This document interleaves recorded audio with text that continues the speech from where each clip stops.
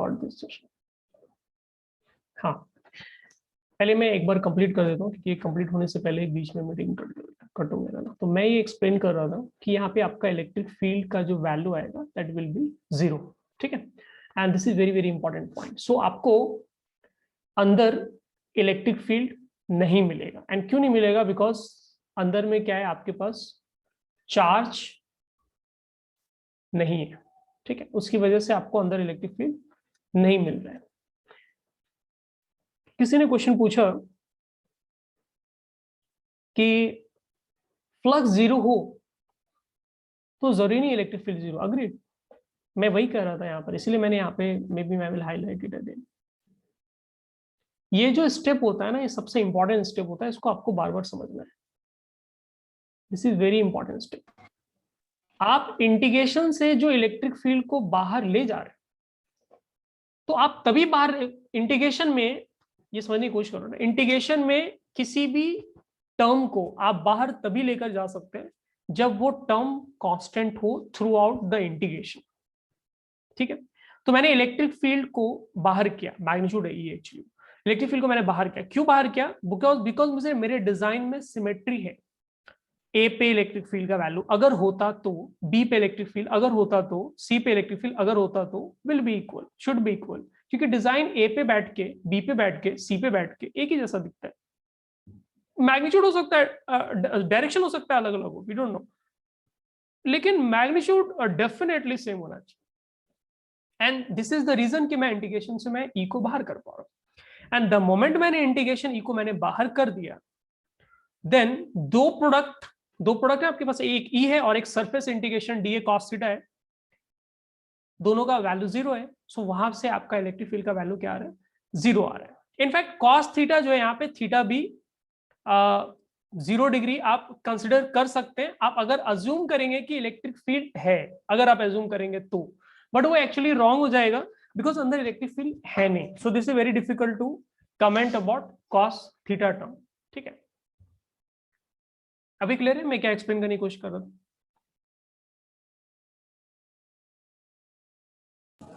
हाँ सर। क्या क्लियर नहीं, बताओ, मैं समझा नहीं। मतलब सर इसका मतलब ये थोड़ी है कि ये 0 हो जाए। नहीं तो दो चीजों का, ये तो मैथ्स है ना, दो चीजों का प्रोडक्ट आपका 0 है, तो आपके पास दो पॉसिबिलिटी, या तो इलेक्ट्रिक फील्ड 0 होगा या फिर हाँ हाँ। इंटीग्रेशन डी कॉस थीटा 0 होगा। इंटीग्रेशन डी कॉस थीटा 0 नहीं होगा, that I already explain to you, because cos theta भी एक कांस्टेंट टर्म है ना, आप उसको भी बाहर कर सकते हो, ठीक है। ओके। मे बी मैं एक लाइन यहाँ पे लिख देता हूँ सो दैट आपको कंफ्यूज होगा। यहाँ पे लिख देता हूँ, ई के साथ आप कॉस थीटा भी बाहर कर सकते हो। You have E, you can write cos theta and integration D A. तो बेसिकली आप थ्री टर्म्स, एक ई हो गया, एक कॉस थीटा हो गया, एक इंटीग्रेशन डी हो गया, इक्वल टू 0 हो गया, ठीक है। तो यहां से डेफिनेटली इलेक्ट्रिक फील्ड का वैल्यू 0 होना चाहिए, बिकॉज इंटीग्रेशन डी ए जो टर्म है वो आपका कुछ वैल्यू, वो तो बेसिकली सरफेस है ना। इंटीग्रेशन डी ए क्या हो गया? आपका सरफेस एरिया हो गया, तो वो तो उसका कुछ तो वैल्यू होगा ना, सरफेस एरिया का तो कुछ वैल्यू आना ही। And cos theta like I said, अगर आप इमेजिन करोगे भी इलेक्ट्रिक फील्ड को, तो कॉस थीटा का वैल्यू आपका 0 नहीं आएगा, ठीक है।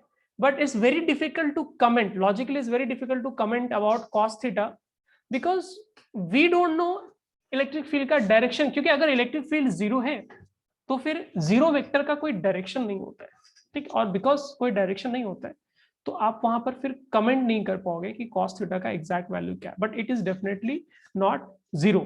सो only thing that is 100% probable कि वो आपको 0 बनाएगा, that is E. So electric field जो है अंदर आपका 0 है। This is a way to integrate and find using Gauss law, right. But obviously आप अदर मेथड से भी हायर फिजिक्स लेवल पे आप फाइंड करते हैं और अंदर electric field and it comes out to be 0. So maybe I will just add one more point here,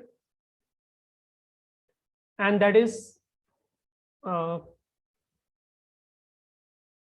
basically flux 0. So it doesn't always imply that net electric field will also be 0, but in this case electric field will be 0. Why? Because integration से हम लोग उसको बाहर कर पा रहे हैं। क्यों? बिकॉज डिजाइन में सिमेट्री है, हर एक पॉइंट पे इलेक्ट्रिक फील्ड का मैग्नीट्यूड आपका सेम है, so we can write it in that way.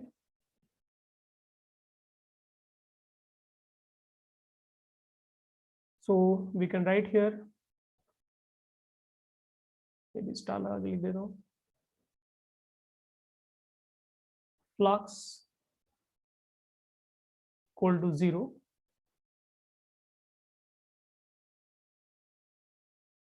does not always imply that electric field net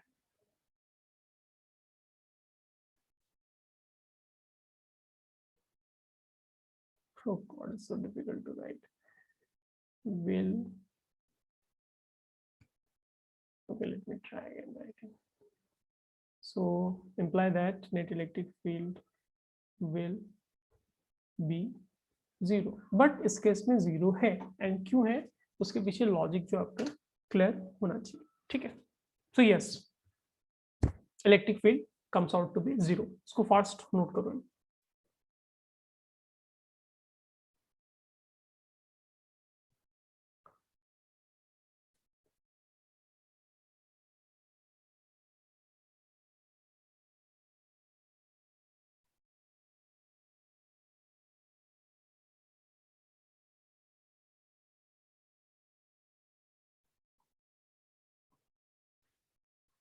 okay बच्चों, नोट कर लिया, चैट पे रिप्लाई कर दो।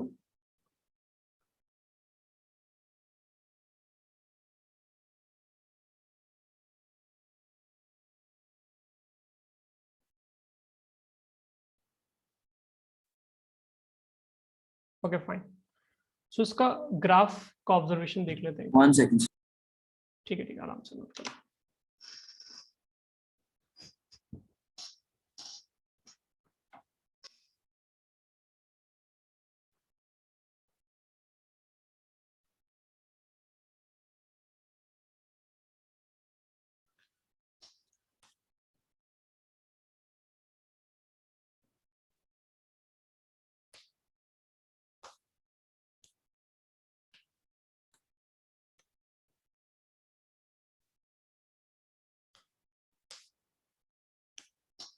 Done. Okay awesome. ठीक है, इसका ग्राफ का ऑब्जर्वेशन देख लेते हैं, और ग्राफ बहुत इंपॉर्टेंट है समझना।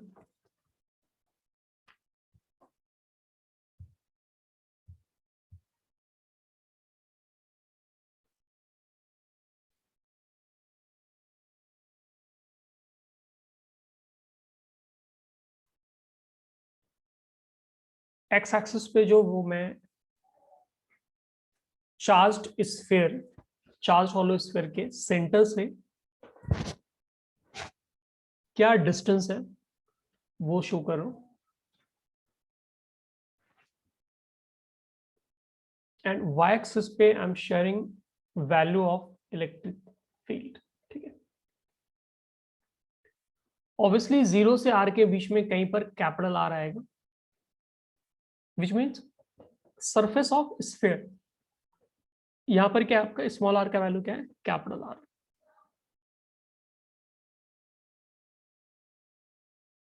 तो आपने क्या नोटिस किया कि इलेक्ट्रिक फील्ड जो है अंदर किसी भी पॉइंट पे आपको 0 मिलेगा। सो 0 डिस्टेंस से लेकर, which mean centre of sphere से लेकर सरफेस ऑफ स्फीयर तक, मेरा मतलब अंदर है ना, वहां तक आपका इलेक्ट्रिक फील्ड 0 है। सो हॉरिजॉन्टल लाइन आप ड्रॉ करोगे, एंड देन सरफेस पे जो आपका इलेक्ट्रिक फील्ड का वैल्यू है that comes out to be K capital Q over R square. तो इसलिए इसका कुछ वैल्यू होगा, और कैपिटल R क्या है, एक फिक्स वैल्यू। कैपिटल R क्या आपका जो हॉलो स्फीयर था उसका रेडियस है, तो एक फिक्स वैल्यू होगा, इसमें तो कोई दिक्कत नहीं। तो KQ by capital R square, ये आपका वैल्यू हो गया जो आपको सरफेस पे इलेक्ट्रिक फील्ड मिल रहा है। सरफेस पे बोलो या फिर सरफेस के जस्ट बाहर बोलो, बात बराबर। उसके बाद क्या हो रहा है आपके पास, उसके बाद जो फॉर्मूला आपका इलेक्ट्रिक फील्ड का था वो था KQ ओवर स्मॉल, K का मतलब देखो 1/4 पाई एप्सिलॉन नॉट है, इसमें किसी को कंफ्यूजन नहीं होना चाहिए। This is 1/4 pi epsilon not capital Q over R square, बात बराबर, ठीक है। शॉर्ट में KQ R स्क्वायर लिखते हैं, याद करना इजी बोलते हैं। बट जैसे ही आप कैपिटल आर से दाएं साइड में निकलोगे, राइट साइड में आप निकलोगे, विच मीन्स आप का जो हॉलो स्फीयर था आप उससे बाहर की बात कर रहे हैं। तो अगर आप आउटसाइड वाले रीजन की बात करें तो वहां पे आपका फॉर्मूला था 1/4πε0, same pattern Q by R square, but capital R नहीं, छोटा वाला आर। छोटा वाला आर क्या आपका वेरिएबल है, स्मॉल आर क्या वेरिएबल है। स्मॉल आर आप बढ़ाते बढ़ाते आप बहुत बड़ा गॉसियन सरफेस है, 1 किलोमीटर पे भी जाके आप एक गॉसियन सरफेस 1 किलोमीटर रेडियस का भी बना सकते हैं। तो 1/r² के प्रोपोर्शनल है, विच मीन्स आपका इलेक्ट्रिक फील्ड क्या होगा, शार्पली डिक्रीज होगा। सो ये वो रीजन है जहां पे आपका इलेक्ट्रिक फील्ड जो है that is proportional to 1/r²। और ये वो रीजन है जहां पे आपका इलेक्ट्रिक फील्ड क्या है, 0 है। Small r equals to capital R का मतलब क्या होता है, सरफेस होता है। ठीक है, ये रीजन का मतलब क्या है, ये रीजन का मतलब है कि आप सरफेस से बाहर, और लेफ्ट साइड के रीजन का मतलब क्या है, आप सरफेस के अंदर कमेंट कर रहे हैं। ठीक है, नोट करो बच्चों, उसको ग्राफ 100% क्लियर होना चाहिए। काफी सारे क्वेश्चन जो है आपके ग्राफ पे बेस्ड आते हैं। ठीक है, अगर आपको इसको फंक्शन वाइज लिखना है, फंक्शन आप लोगों ने पढ़ा है, अगर आप इसको इंटरवल वाइज फंक्शन के फॉर्म में लिखना चाहते हैं तो you can definitely do it, है ना, इसको भी आप कर सकते हैं। तो आप फंक्शन ऐसे लिखेंगे इलेक्ट्रिक फील्ड का, जनरल फंक्शन अगर आप बनाएंगे तो आप लिखेंगे that value of electric field will be 0। कब 0 होगा, जब आपका variable is less than capital R, which is radius of actual sphere, Gaussian वाला नहीं, and this value will be KQ by R square। और ये कब अप्लाई करना है आपको, जब आपका स्मॉल r का वैल्यू या तो आप सरफेस पे या फिर आप सरफेस से बाहर। ठीक है, ये आपका एक फंक्शन हो गया। फंक्शन देख के ग्राफ बनाते हैं या फिर ग्राफ देख के फंक्शन लिख सकते हैं आप, है ना, कैसे भी कर सकते हैं काम। इसको नोट करो फटाफट।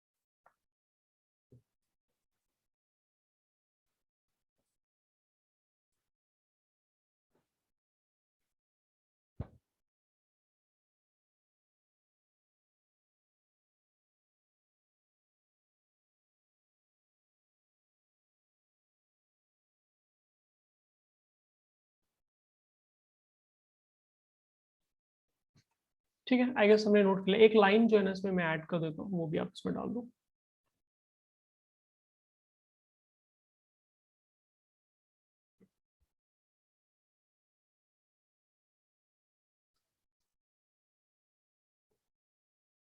So we'll just write for external points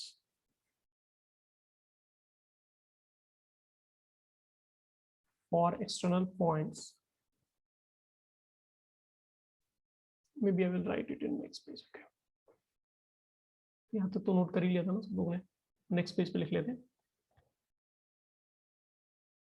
this page पे I just want to draw comparison। so let's say you have a positive charge, तो आपका उसका इलेक्ट्रिक फील्ड लाइंस जो हम लोग इस तरह से बनाते हैं, इलेक्ट्रिक फील्ड लाइंस, है ना, और जो हमारे पास चार्ज्ड स्फीयर था, जैसे इतना बड़ा एक चार्ज स्फीयर बनाया मैंने, ठीक है, और ये सेंटर हो गया। तो इसका जो इलेक्ट्रिक फील्ड था, बिकॉज बाहर इलेक्ट्रिक फील्ड एग्जिस्ट करता है, उसका वैल्यू है, उसका डायरेक्शन आपने इस तरह से बनाया था। ठीक है, अंदर इलेक्ट्रिक फील्ड नहीं है, so electric field line draw ही नहीं करेंगे अंदर। तो आपने यहाँ पे नोटिस किया होगा, आप खुद ही यहाँ से देख पा रहे हैं, ये जो पोर्शन है ये आपका सेम है, राइट। ये देखो, ये जो इतना सा जो पोर्शन है, I mean like how to draw it, इतना सा जो पोर्शन है आपका, ये आपको सेम दिख रहा है, राइट। डिफरेंस क्या है, जब आप लेफ्ट और राइट में डिफरेंस क्या है इलेक्ट्रिक फील्ड लाइंस में, जब आप स्फीयर के अंदर देख रहे हैं तो नहीं है राइट साइड में, और यहाँ पर क्या है लेफ्ट साइड में है ना। मान लो एक इमेजिनरी में एक इमेजिनरी ऐसे ही डिजाइन बना दिया, तो उसके अंदर क्या है, आपके पास लेफ्ट साइड में इलेक्ट्रिक फील्ड है, बट वहां पर जो राइट साइड में है वहां पर अंदर इलेक्ट्रिक फील्ड है। तो अंदर में डिफरेंस है, अंदर में आप नहीं बोलेंगे ऐसा कि पॉइंट चार्ज जो क्यू है और एक चार्ज स्फीयर जो है, दोनों की वजह से इलेक्ट्रिक फील्ड अंदर के किसी पॉइंट पे सेम है, नहीं। लेफ्ट में इलेक्ट्रिक फील्ड होगा किसी भी पॉइंट पे, है ना, लेकिन राइट साइड में क्या, अंदर आपको इलेक्ट्रिक फील्ड नहीं मिलेगा। ये डिफरेंस है।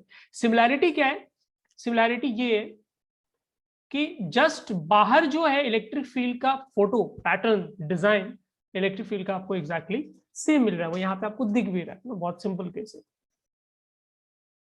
So we can say for external points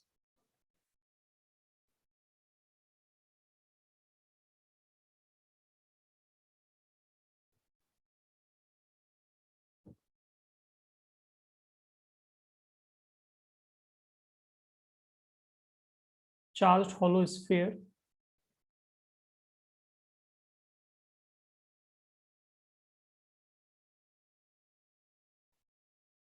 behaves like a point charge। तो अगर आप बाहर में कहीं पर इलेक्ट्रिक फील्ड देख रहे हैं, आप बाहर में आप कहीं पर इलेक्ट्रिक फील्ड की वजह से फोर्स आता है, तो बाहर में अगर आप कहीं पर फोर्स देख रहे हैं, सारी चीजों की वजह से आपको जो बिहेवियर मिल रहा है वो ऐसा मिल रहा है, ऐसा आपको लगेगा कि जैसे ये तो पॉइंट चार्ज का ही केस हम लोग देख रहे हैं फॉर्मूला सेम। ठीक है, इसको नोट कर लो बच्चों, ऐड कर लो, फिर हम लोग दूसरे डेरिवेशन पे चलेंगे।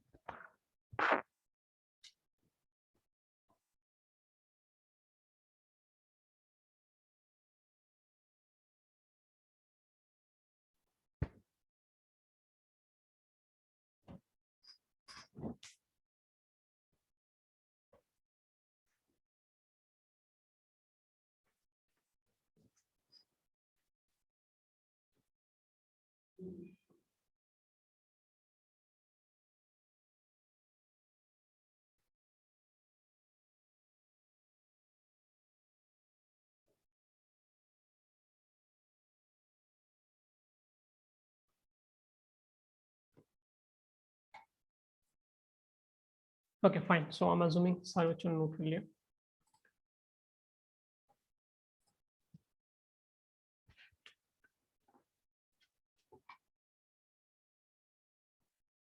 Okay, fine, that's good.